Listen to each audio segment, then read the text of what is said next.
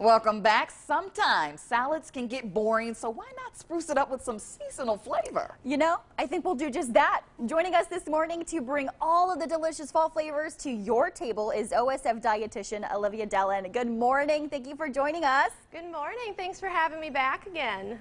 Of course, it's our pleasure. Yes, we're so excited. It smells fabulous. What will we be making today? Yes, so today we are celebrating the fact that it is finally fall. I know we were just talking about it. The weather's finally cooling off. So we are making a fall harvest bowl that's featuring a variety of seasonal ingredients and produce items as well. All right, well, let's get started. What are we going to do first? Yes, so y'all should have a big bowl in front of you. So what we are going to do is add in some Brussels sprouts. Okay. Now these have already been cut in half and the ends have been trimmed off, so you can add those. Okay.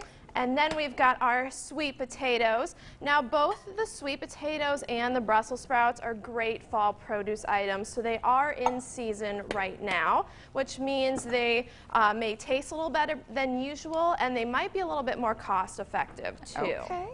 Next we have our sweet yellow onions, so you can add that next. May I have those? Yes. All right. Okay, and then we're going to add a little bit of extra flavor in here. So we have our olive oil next. And you know we love using olive oil here. It's one of our favorite heart-healthy, unsaturated fats, and it does add a little bit of extra flavor. That's right. And then we've got another herb. It's called thyme, and you can add that now. Okay. And this is typically found in those cozy comfort foods we all know and love, especially when it does start to get a little bit cooler out. So now that you've added that, we can go ahead and mix that all together. Okay, you want to mix it up, Rebecca, here? Can I have the pleasure? I've never done this before. Whenever I work with Chef Mark, he always does it. So now, like, I'm in here getting this thing done. Yeah. Perfect. Now, what we would then do if we were at home making this is we would just toss this onto a baking sheet like you see in front of you. Right. And we would roast that at 400 for about 25 minutes. So we've already got that part done for us. So we can, once that's all mixed up, we can set that aside and move on to the next part. All right. What do we have next? So next we have our salad that we are, because we're making a whole meal here. So next we are going to cut up some kale. Now sometimes this can be a little difficult to do. Yes. It's because it's kind of a funky shape. So what we're going to do is you're going to fold it in half. Okay. And then you're going to lay that down onto your cutting board.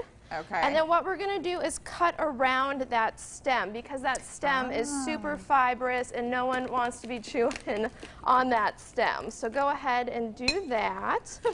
Like, what do we do?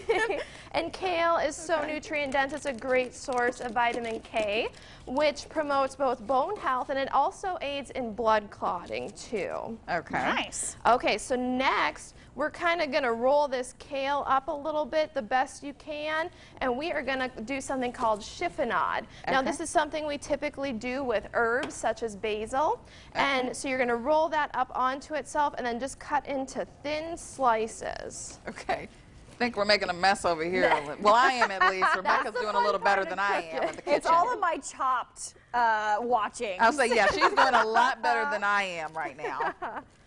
Definitely watching those shows on the Food Network definitely help, don't they? Yeah. It just makes me feel, you know, like you're doing the thing. like I'm doing the thing. Yeah, and it makes me feel more confident. Yes.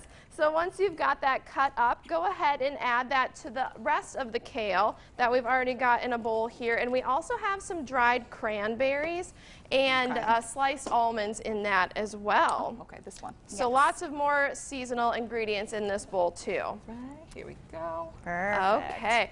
Right. So have y'all made your own salad dressings before? I have not. This will be a first. Okay, well, we've got that done for you, but it is super easy to do. You can just go ahead and shake that jar up a little bit. And salad dressings are typically a little high in sodium, so making your own is a great way to have a little bit more control over that sodium. There you go. Okay, so next we are going to pour about 2 to 3 tablespoons worth. You can either measure it, you can eyeball it, whatever works for you, onto that salad. All right. And we just have Dijon mustard, some apple cider vinegar, and maple dressing in there as well, just to get some more of those fall flavors going. So it smells really good. Kind of reminds me of Thanksgiving over here right now. Oh yes, does. definitely. So you can go ahead with those tongs as you can mix that up until everything's nice and coated. Then it's time to build our bowls. Let's do it. Okay, so what we're going to do, so the base of our bowls is going to be what I'm calling a wild rice blend. So wild rice is very similar to brown rice. It is a whole grain. It just has more of a nutty flavor to it. And typically when you see it in the store, it's going to come in what we call a blend. And that's just to make it a little bit more cost effective for the consumer. So to our rice bowls here, we are going to add about a cup of our veggie mix. So y'all should have a cup measuring with you. And you can go ahead and scoop some of those veggies up. You want us to do the cooked ones right over here? Yes, we definitely want to do the cooked ones. The cooked ones, all right. Yes. Let me get mine here. There we go. And then after you get your veggies on, we're going to top it with that salad we just made. So you can grab about a half cup's worth of the salad. Okay, so, this is the half cup here. Yes. So take some of this mix and put it in our bowl there. There you go. Thank you. Okay, and lastly, we're going to add a little bit more protein to this dish because there is already a little bit of protein within that wild rice. So we are using some grilled chicken. You can either do this yourself or you can buy it frozen, but just keep in mind if you do buy it frozen, it's going to be a little bit higher in sodium. Okay, so we can add the chicken. I'll let you do the honors first. I love grilled chicken, so yes, definitely. way to spice it up there. Yes. Perfect. Well, Olivia, we're running out of time here. So does this kind of complete our final dish? Definitely. And like I said, it's basically a whole meal. It's packed with fiber and protein. It'll be a recipe the whole family loves. All right. It smells delicious. Olivia, thank you so much for joining us this morning. Thank you. And we will have the full recipe so that you can try it on our website, ciproud.com. We'll be right back.